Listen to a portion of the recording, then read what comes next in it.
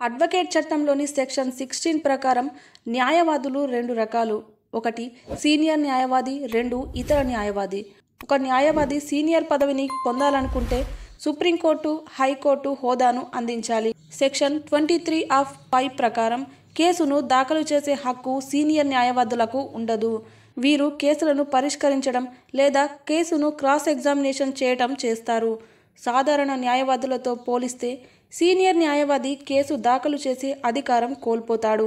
అయితే కొన్ని కేసుల్లో ఏ నిర్ణయం తీసుకోవాలన్నా కోర్టు సీనియర్ లాయర్ల సలహాలు తీసుకుంటుంది. సీనియర్ లాయర్ హోదాను పొందేందుకు వయస్సుకి సంబంధించిన ప్రమాణాలు ఉండవు.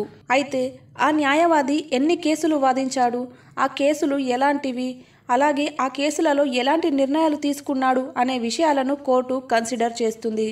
సీనియర్ హోదాను పొందాలనుకుంటే హైకోర్టు లేదా సుప్రీంకోర్టుకు అప్లై చేసుకోవాలి. తర్వాత వారి అప్లికేషన్ను పరిశీలించి లిస్టు రిలీజ్ చేస్తారు. 2023 అక్టోబర్ 19న సుప్రీంకోర్టు 535 మంది న్యాయవాదులకు సీనియర్ న్యాయవాది హోదాను కల్పించింది.